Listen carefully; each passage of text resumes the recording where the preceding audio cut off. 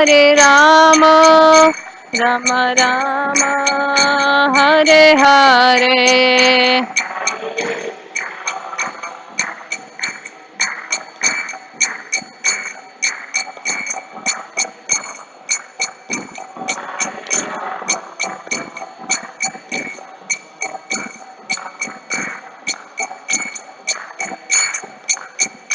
Jaya Radha Madhava Radha Madhava Radhe.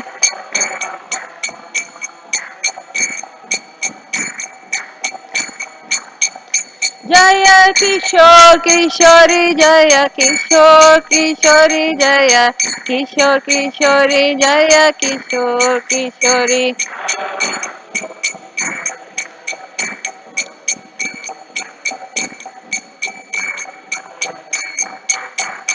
Jaya Gauranitai Gauranitai Gauranitai Jaya Gauranitai.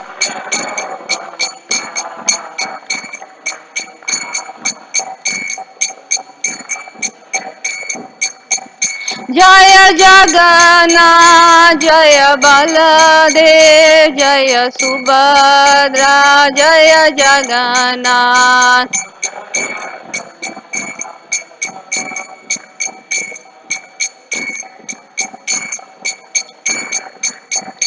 Jaya Jaya Prabhupada Prabhupada Prabhupada Jaya Jaya Prabhupada.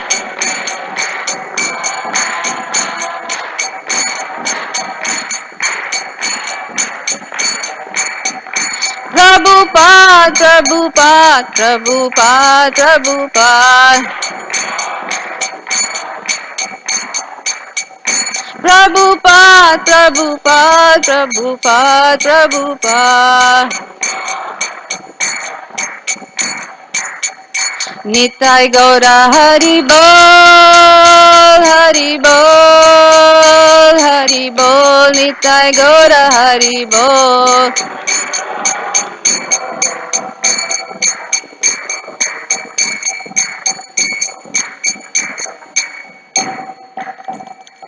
Gaura Premanandi Hari Hari Bol. Srila Prabhupada ki jai.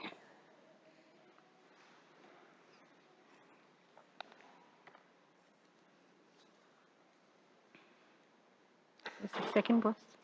Yeah. 29.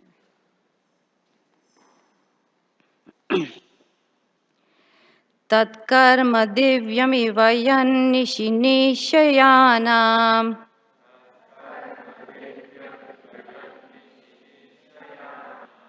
दावाग्निना शुचिवने परिधायमाने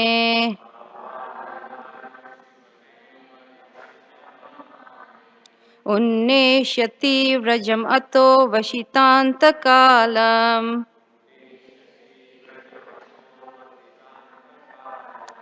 नेत्रे पिदाप्य सबलो न दिगम्य वीर्या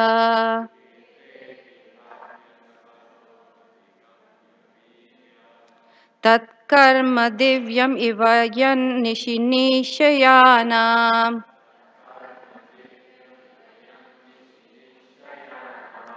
दावाग्निना शुचिवने परिधायमाने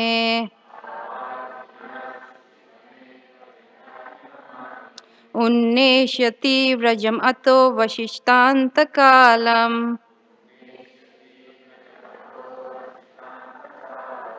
नेत्रे पिदाप्य सबलो न दिगम्य Virya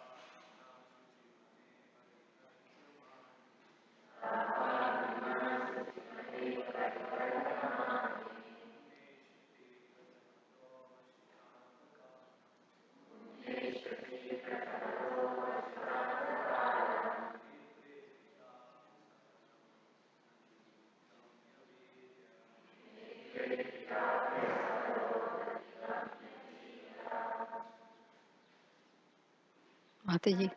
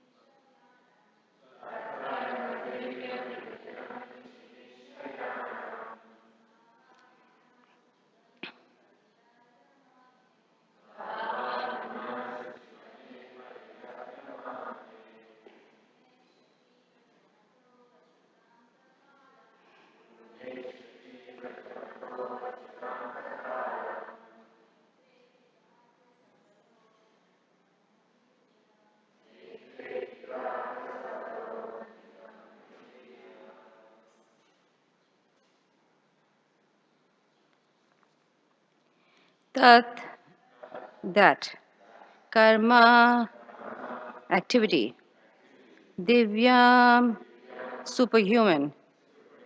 Eva, like. Yat, which. Nishi, at night. Nishayanam, sleeping carefreely. Dhava aganina, by the glare of the forest fire. Shuchivane, in the dry forest. Paridayamane, being set ablaze. Unneshyati, would deliver. Vrajam, all the inhabitants of Vraja. Atah, hence.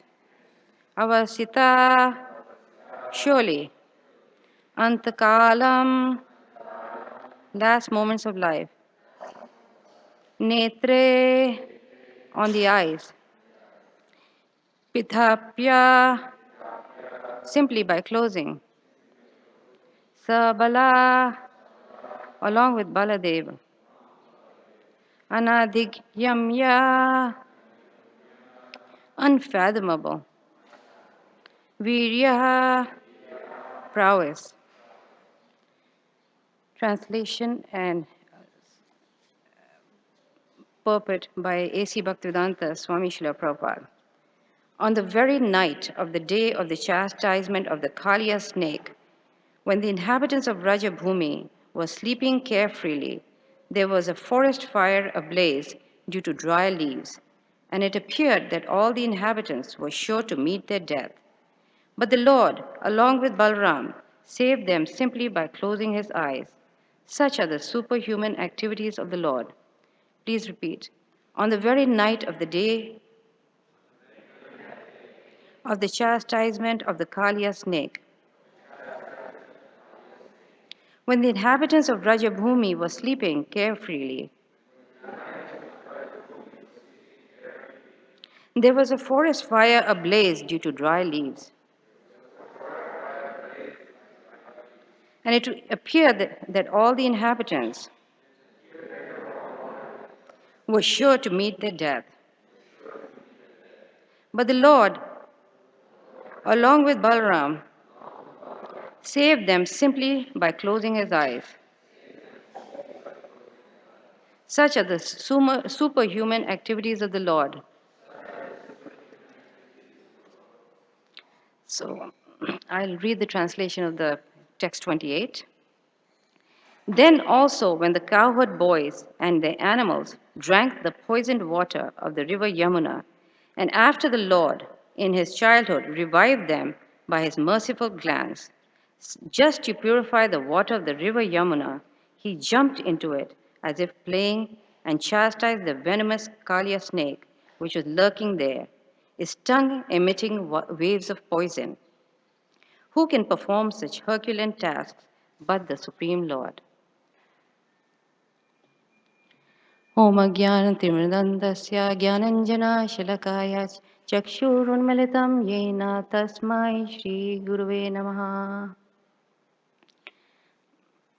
So, in the second canto, in this chapter, we are seeing how Brahma is narrating to Narad Muni all the different Leela avatars of Krishna, and he begins with the description of Varahadev, he appeared as the first incarnation at the beginning of creation. And now, after describing one pastime, one Leela after another, he finally comes to this description of the original Krishna, the two-handed Shyamasundar. And, uh, and we can see how this is leading us to this very special uh, section where it's the summum bonum. Krishna in Raja is really the epitome of which is help. We've been preparing for that through all the 9 cantos. We've been preparing for this time, and Krishna and Lord Brahma begins by saying, "Okay, now I'm going to describe to you these pastimes about Krishna with his beautiful black hair." you know.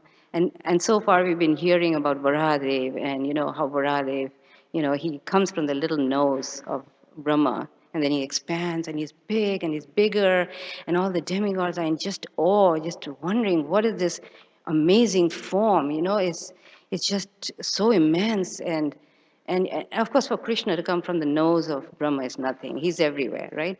But just the form getting so big, it's just so amazing.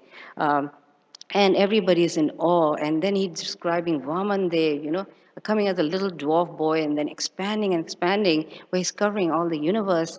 So we've been hearing this, how Krishna is so amazing and so omnipotent and so powerful, and his form is so big, and we are in awe of all these things, and then of all these forms. And then finally, he comes to this Krishna as a little boy, very delicate, very soft, uh, and how all these forms are contained in this little form of Krishna. In the 14th chapter, in the 10th canto, Brahma himself had that revelation. When he wanted to test Krishna and he stole the cows and the boys, he was himself, shocked and tested and ashamed and embarrassed and thinking, I'm really such a small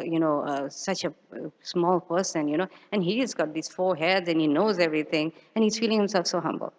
So he's already ready for this. He's ready.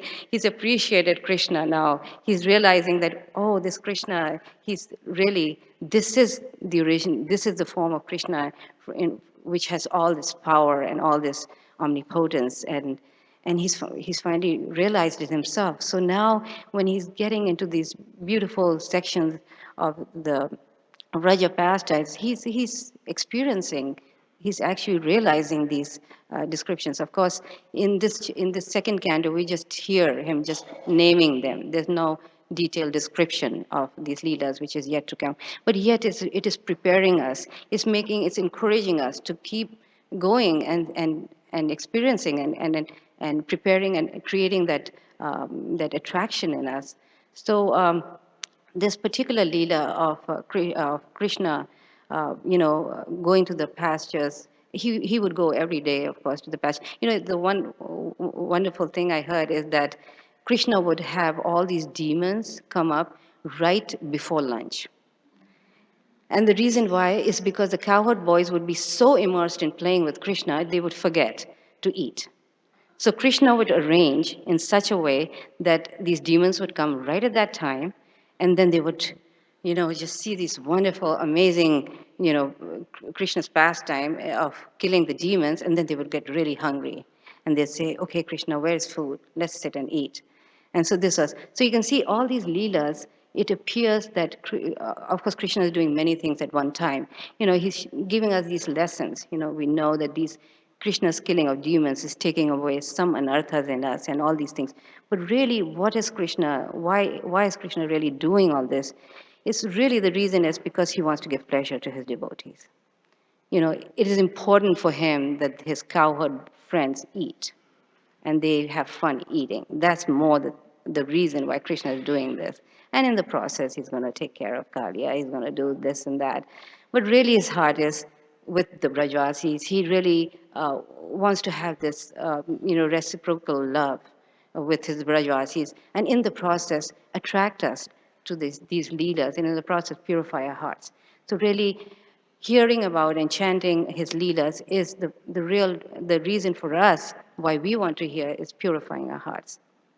Is purifying our hearts in such a way that we don't, it's not the heavy duty smashing of our ego and stuff. We are, I mean, it is, but we are experiencing a great joy in hearing about that. But yet, from this story, we can learn so many things that are so relevant to us. So one day, Krishna was, they had played a lot of games and they were tired. So they started walking to the Yamuna, and there was this lake within the Yamuna itself. It was a very big lake. And the boys and the calves, they were all very thirsty. So they go to the end of the lake and they start drinking the water. And as we all know, I mean, they actually died.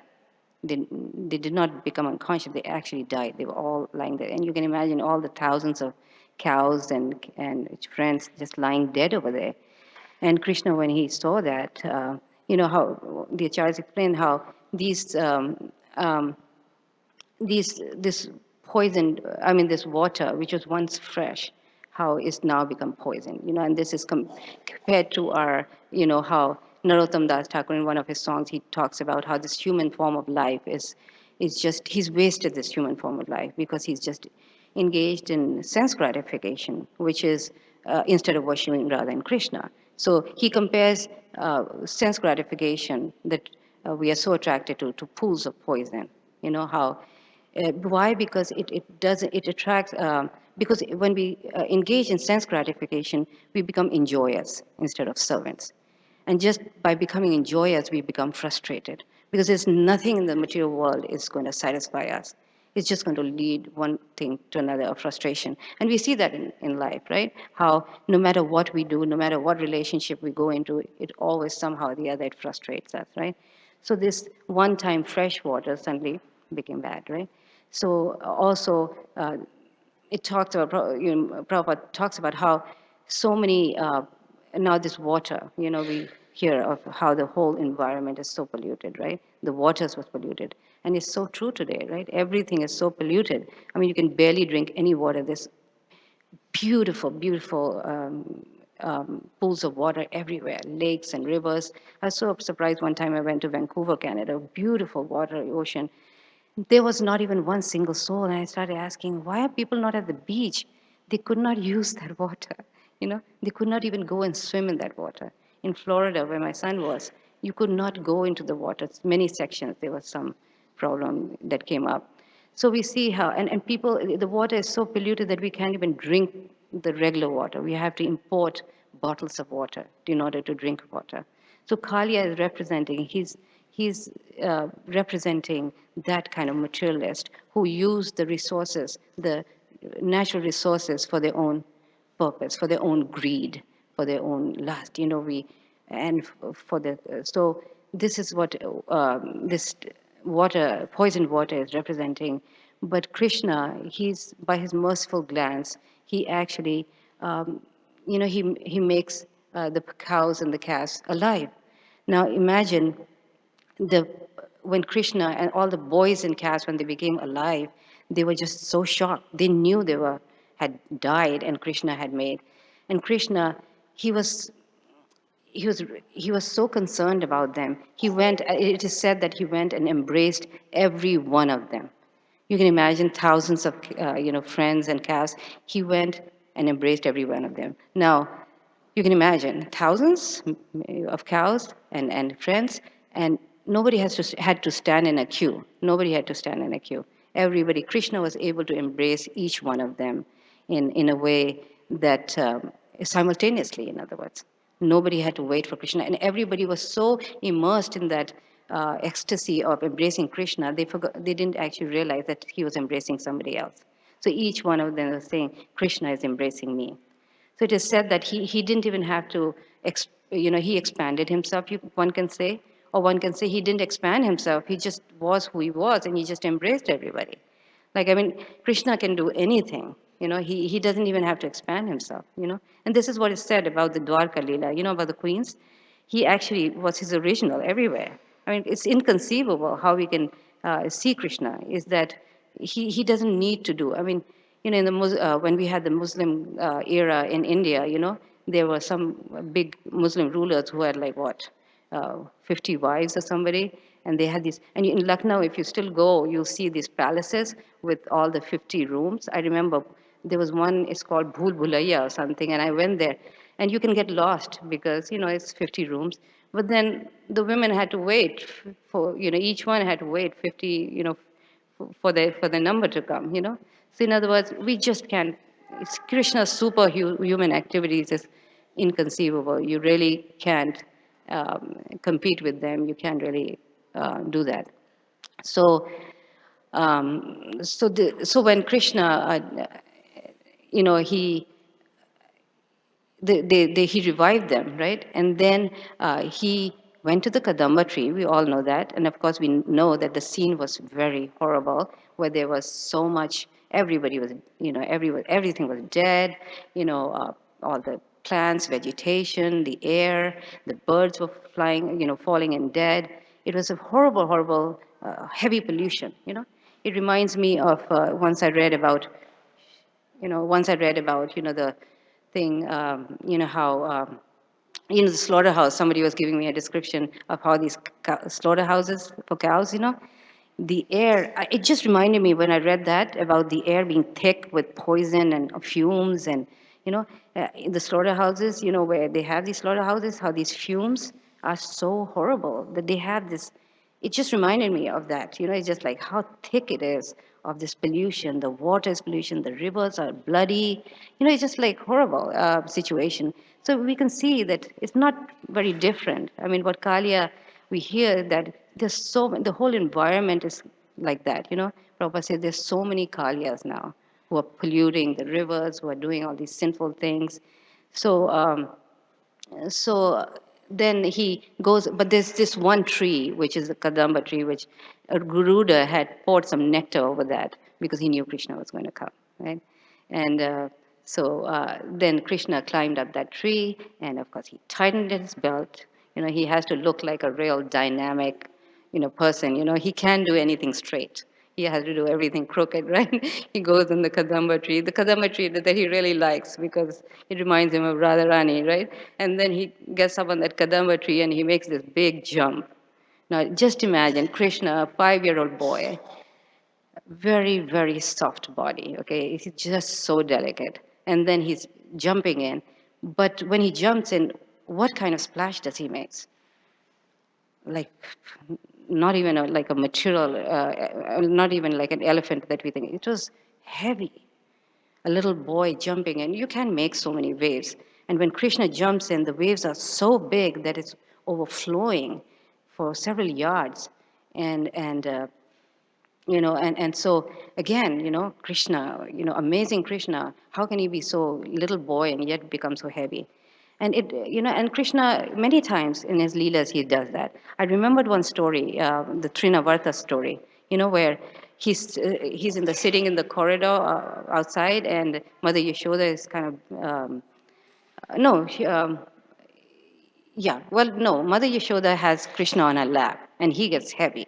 So she puts him down, and then she goes back to her chores or something. And then Trinaparta decides to come and kidnap Krishna at that time. So Krishna had to make himself light again to get on the shoulder of Trinavarta. So he makes himself very light. Trina says, oh, such a breeze, this kid, I'm going to just kill him. He's just a little child, that's what he was thinking. So he picks up on the shoulder, and then he flies in the air, and Krishna lets him go higher and higher and higher and higher. And then he decides, okay, this is the time has come. And he makes himself heavy again. So heavy, Trinavarta cannot handle that burden, and he flops down. So, and then, of course, he makes himself light again. So we see how Krishna can go back and forth, right? And then, of course, in the Shaktashur, demon story, Krishna also made himself heavy, and Mother says, "Wait a minute, I have to put him down, this child," and then he kicks out his legs. So he can make himself heavy, light. Just imagine what we have to do. If we are heavy, how hard we have to work to become light again, right? It's just a big problem. I know if any of you have gone through that, I know people, and I myself became very heavyweight after pregnancy. It was really anyway, but then we have to work so hard to become light again, and then we get hungry again, we become fat again, But Krishna can do anything, He can make himself heavy, light, and enjoy in this way. And so, of course, he's splashing and coming, big strokes and very angry, of course, and then he goes to uh, Kalia, towards Kalia, and Kalia, of course, is very, very angry. He sees a little boy. His, his eyes are so blinded with anger and envy and false ego. He doesn't see. He sees a little bit this beautiful boy, but yet he's so angry. His pride overcomes him, and he's taking out all these poisons and trying to scare Krishna with all his venom. And then and of course, it's said that how Kalia is compared to a first class materialist, who's so guarded about his power and prestige and money that he cannot bear anybody to come next to him. You know how when we get very powerful and we have a lot of money, we become more and more fearful.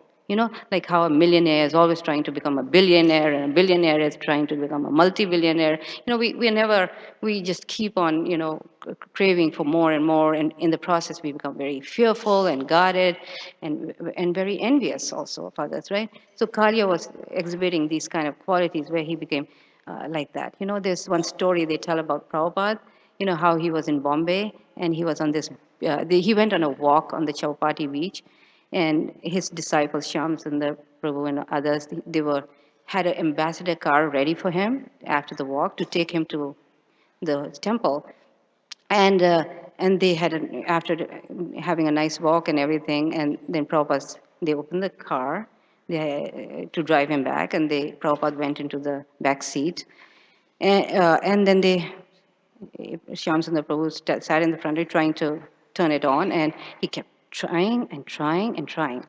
The key went in, but it would not turn. It would not start. And he kept trying, and he got so frustrated and kept trying for a long time till he finally gave up. And he said, "Prabhupada, I'm so sorry. I'll get you a taxi." And he went off to get a taxi. And there were these two nice gentlemen who came.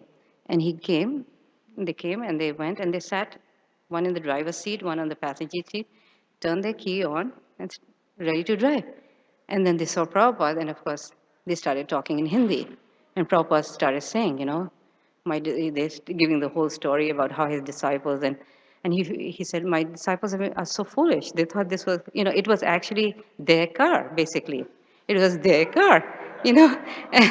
and then and so they were talking to Prabhupada, and he says, and Prabhupada was explaining how fools they were, and his disciples were, and everything. And then he said, Swamiji, you don't worry. We'll take you there. It's such a privilege for us to take you, to give you a ride. We are so happy, you don't worry. And so he went, and they went him, and of course Prabhupada tried to invite them for prasad, but they were very busy. So, so we see how in this story, then Prabhupada explained to his disciple later on when he met them, they were so embarrassed, and he explained to them how this is Vedic culture.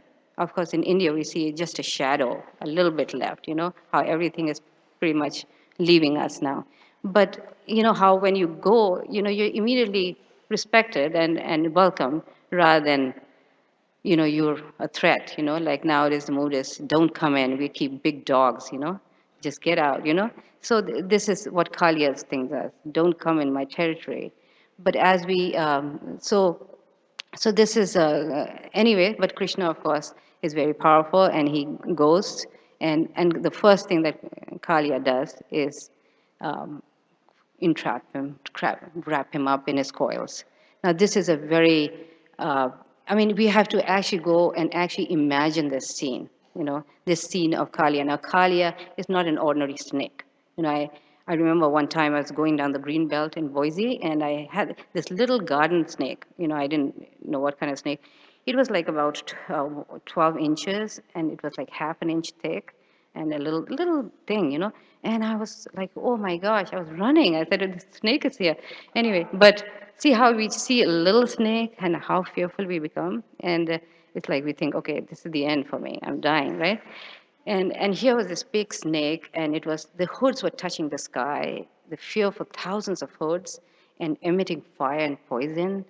I mean, these Brajavasis were very simple people. I mean, they had no armies, nothing. I mean, they were just simple people. They didn't know what all this meant, uh, where this Kalia had ascended from the pits of hell or something, and so the friends, when they saw the scene, I mean, they were revived, right? They are back to life, and they saw the scene, and they were just like, okay, what's going to happen now? And they were very fearful. In the meantime, now, how is Krishna going to do his Leela? What did he do? Does is that he creates these omens in the sky, where all the bad omens and all the Brajvasis could see something is going to go wrong. I don't remember what omens they were, but just the typical omens of getting dark and dusty and all these things, and they got really scared, and so they immediately, because there was nobody to go and tell them that Krishna is in danger. The friends are completely helpless. They can't move. They're ready to jump in, into the water to save Krishna. So here, at that time, Nanda Maharaj and Yashoda Mai, they were celebrating the birthday of Balram. That day, Balram didn't go, right? So they were celebrating the birthday, giving charity and having a big feast and everything. And they knew that Krishna, something is wrong. Krishna must be in trouble. And they're running and running. And how are they finding Krishna? They're looking at his footprints and following the footprints. And why are the footprints there? You know how, in a dusty road or in a village, you have some footprint. It just, like, it doesn't stay too long, right? I remember going on Braj Mandal Parikram, and Hanumat Preshak Swami, I went for 3 years, and he would also go. He would do the whole Braj Mandal, and he would walk in front and would walk behind him and quickly catch the dust and put it on my head because I think he's going to go away. Let me take that. So I know that experience, that those footprints don't last too long. It goes away. But how was Krishna's footprint? It's just so beautiful with all the markings are still there. It is said that all the Braj people, they never step on Krishna's footprints. Can you imagine the cows with their 4 feet? They're trying to, maneuver themselves. Nobody will step on Krishna's footprints. The wind won't blow on it. The wind will say, wow, I can erase Krishna's footprints. And even today, you can see Krishna's footprints in Brajamanda, in Braja, if you go. And they were all like going this way and that way. So it was easy for them to follow Krishna's footprints and go there. And of course, the scene is totally amazing. It's unbearable for Brajvasis. Is and Yashoda Mai. Of course, Yashoda Mai is just immediately faints. It's described how she was just like a cow who's just lost a calf. And Balram, of course, also comes, and Balram doesn't want to.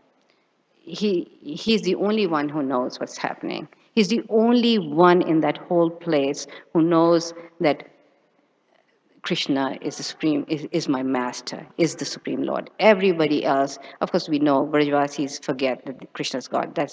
So Balram knows, and he's smiling, and he's not even stopping anybody from doing anything. Of course, he stops them from jumping in, but he's not dealing with that lamentation. He's just smiling. Now that's really strange, isn't it? I mean, we've all gone through some lamentation in our life, and we always reach out and go and console and preach and whatever, because we know that person is going through that. Here, Balram is just like nonchalant, no problem, everything is fine. And so he's thinking, well, I'm Sheshanath, I'm this celestial snake, and I'm so big and so immense, and I'm coming from Vishnu, and Vishnu is coming from Krishna. So how can anything go wrong? Krishna is my master. So obviously this little snake, it cannot do anything to my master. So he's very pacified, he's fine. But the scene over there is very pitiable. You know, it is said that the world has never seen any lamentation like that. So when we hear about the about the Brajvasi's separation from Krishna moment to moment, we cannot even conceive of it in material life, what it feels like. You know, we know of our own pain, our own lamentation, and but that is so limited because it's only to the amount that we can feel for that person. You know, like for example, in the Mahabharata story, how Yudhishthira Maharaj, when he was meant to be burnt.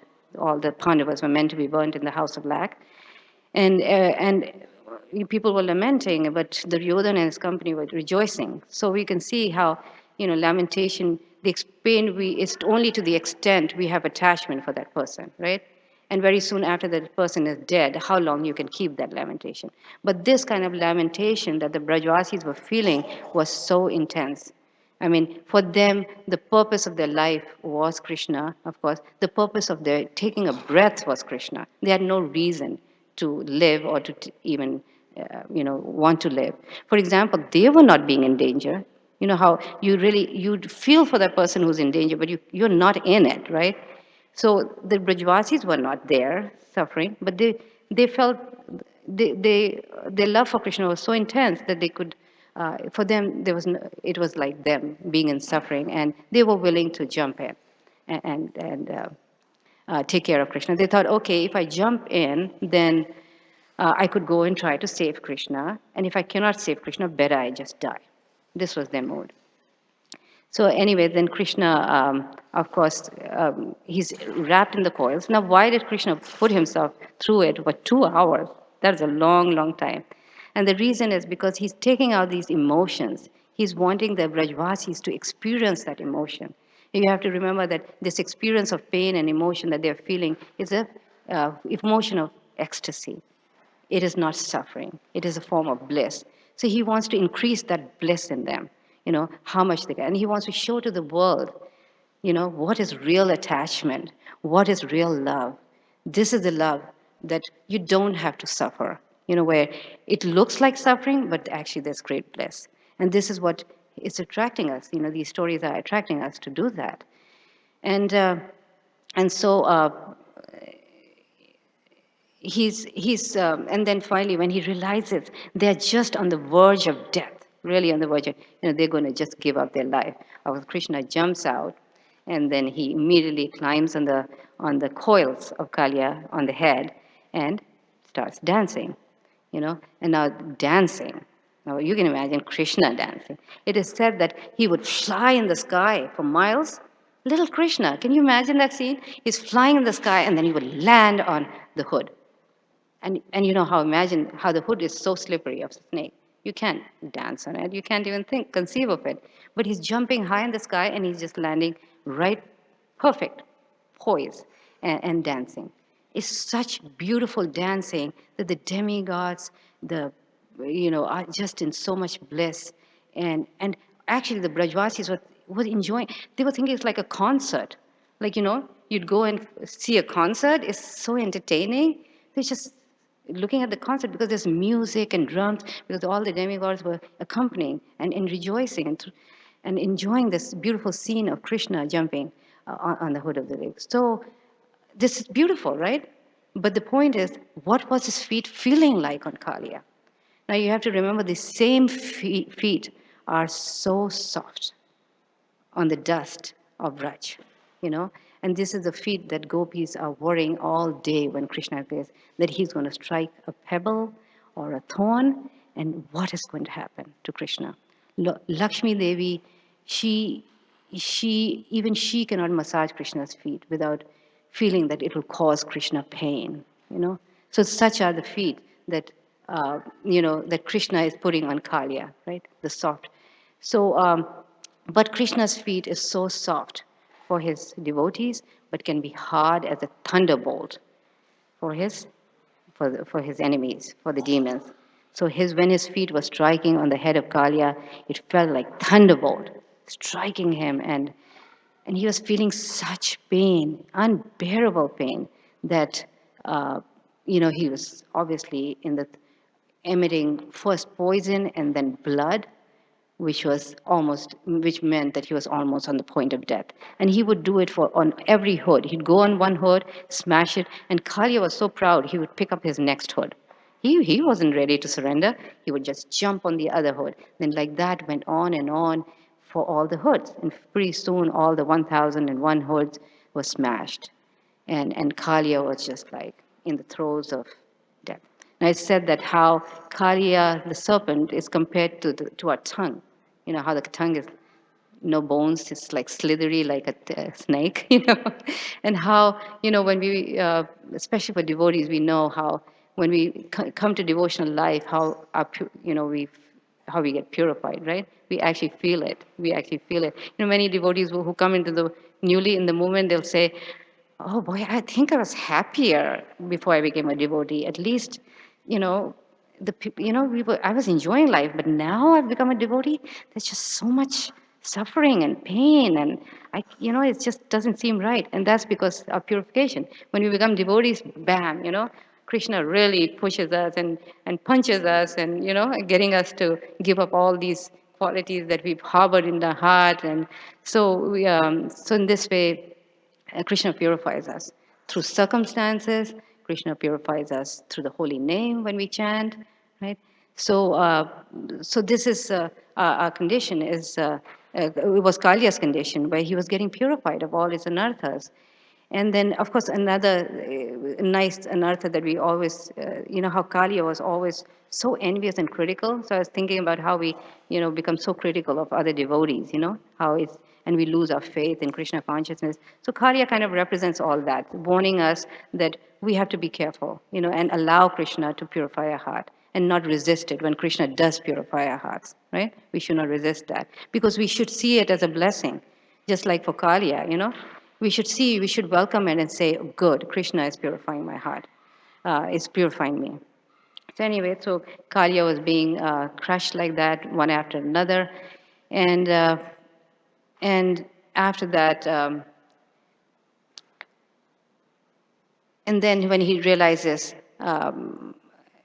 then at that time, when he was just on the throes of death, we know his wives came in, Kalia's wives, and they offered some beautiful prayers. They were glorifying Krishna, saying that you've put this lotus feet, and for this lotus feet, Lakshmi Devi has done so many thousands of years of tapasya just to get this lotus feet. The yogis are doing, and you have been so merciful that you've put your lotus feet on such a sinful person, my husband, who and put your lotus feet and purified him.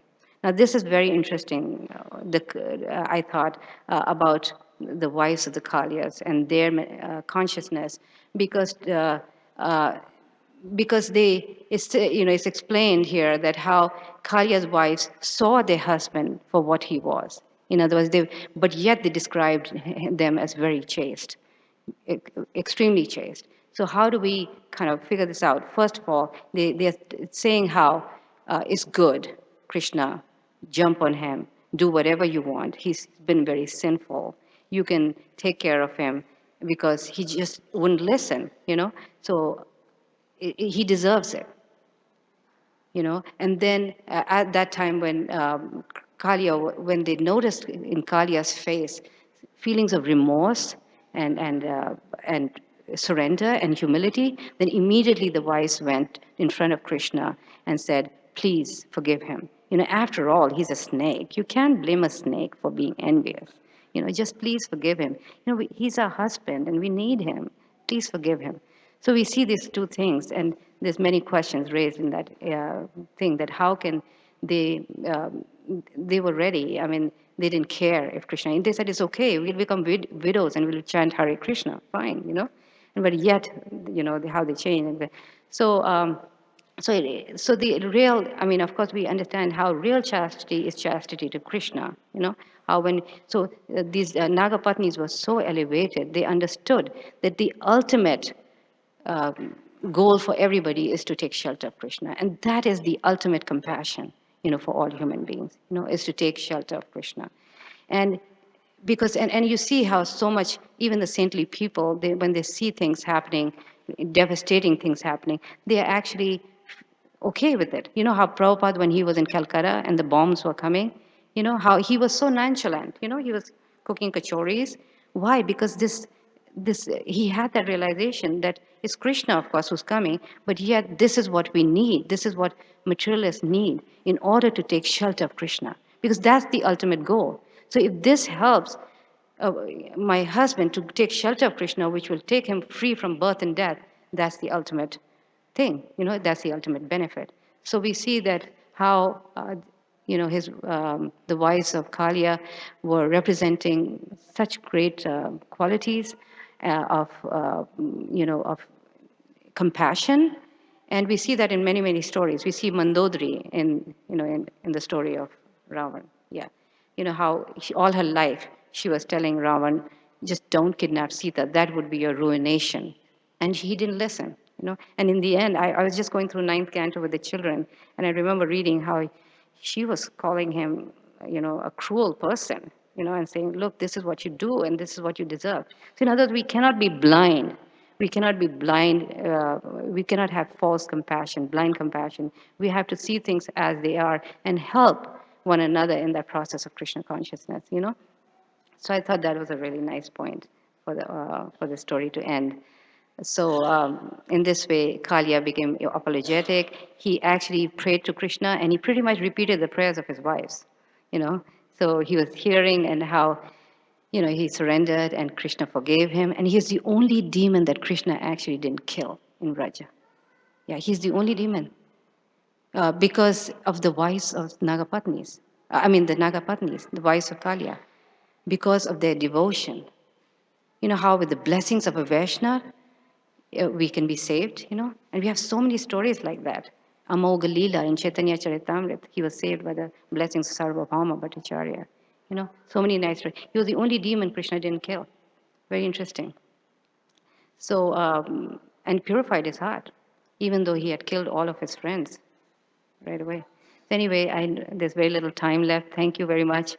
If anybody has one quick question or something, yes, yes.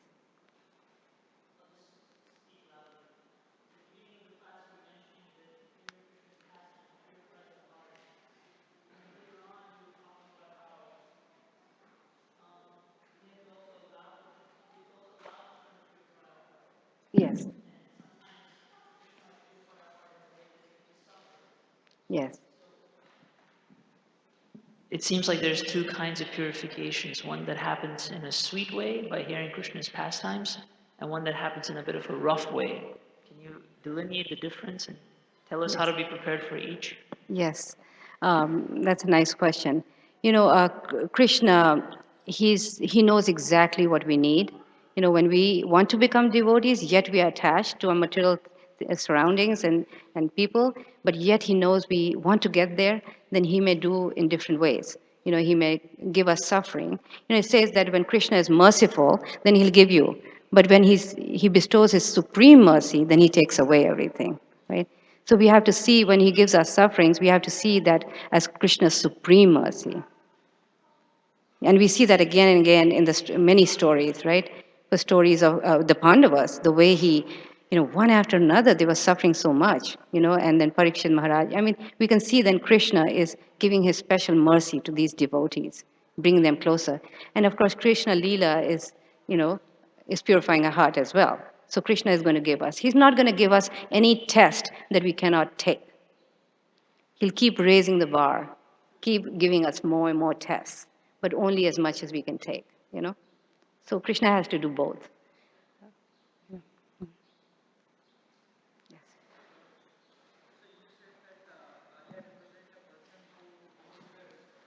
So you said that Kalia represent a person who used the resources for his own sense gratification. So sometimes what we think that this representation from the Leelas, so we think that sometimes, especially my mind did not come out from that particular thought. I think that all these Leelas are to teach us a lesson, but this is uh, like uh, not the real Leelas. So maybe like Vyas they have written all this Leela to make the understanding, but maybe like it not happened. I was so how to come out of this particular thing. Yeah. So generally people say that, especially in India, this all these are mythology. So Oh, I that see. is stuck in mind. Oh, yeah. So how to come out from this particular? So you said in this sense, like why I mentioned this particular example, because they also say that okay, we can understand. So Kalia represent, as Prabhupada also sometimes say that uh, the mythology said that there is no Pandava and all these things. These five Pandavas represent five senses and all Mm. these things. So how to come out from that particular thing? Yeah. So the way to Prabhupada asked us to do is to read beginning from the first canto and go steadily upwards, first, second, because this is, unless we hear about the supreme, omnipotent, form of Krishna, who's the creator of this world and the destroyer of the world, the three Purusha avatars, and his immense, forms, then his immense pastimes of power and control, then we can't really appreciate this. We will see it as mythology unless we go through steadily through all the 10 cantos. That's why we see so much of that nowadays, where people just think Krishna is an ordinary person. We cannot get this Raja picture unless we go through this 10 cantos. And that is the way to stop ourselves from thinking it's just a story or mythology. Yeah? Yes, Mataji.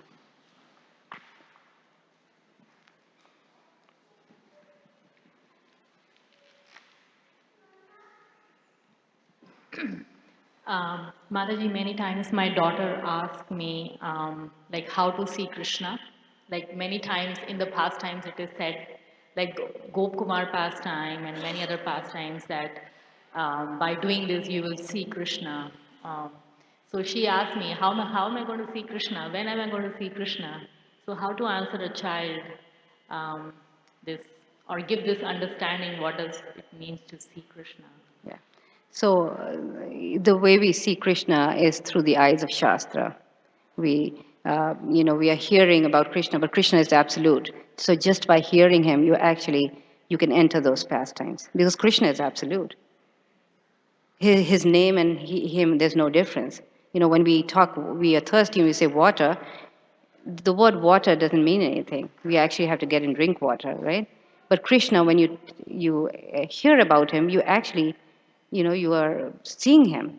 I mean, of course, our hearts are not pure enough. So you give her Krishna stories, and this way, she will experience Krishna eventually. Yes, yes. Radhika.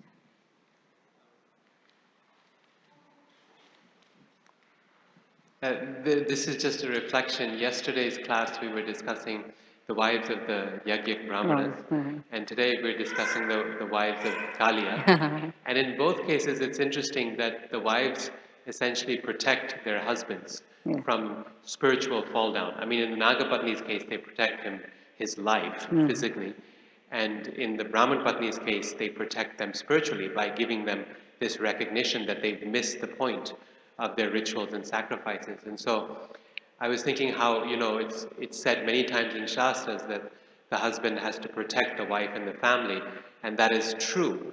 But the relationship is mutual, that there may be some type of protection that the husband must give the wife, but on the other hand, the wife also protects the husband from many instances of moral fall down or spiritual fall down by helping to guide and to point out when something is not quite there. So Bhagavatam provides for a very interesting, very mutual relationship between husband and wife. Yes, very much so. And in both examples, they didn't say anything. It's just by the example. Yeah, I thought that was really, because there's so many people when they come to Krishna consciousness, they become bewildered by things, what they say about women, how the Shastras describe women as lesser intelligent, and all these things, and how do you explain that? And I thought these examples are so amazing, not just the externally, how they went and helped thing, but also to understand the deeper aspects of it, of real compassion. And how most women, a lot of women, and it comes both ways, how as soon as we see our husbands becoming devotees, we become real insecure and that it can happen the other way too. You're thinking, okay, all my luxury, what's going to happen to me and my needs and all that. It's a nice way to see that how to see our relationship with each other in that perspective. How ultimately everybody needs the shelter of Krishna, and that's what's more important, and not so much protection just because he's my husband, you know. So, but that also comes in Kalia's lives, how they were so chaste and all that. So it kind of, to me, it balances out very nicely. Okay, thank you very much. Hare Krishna.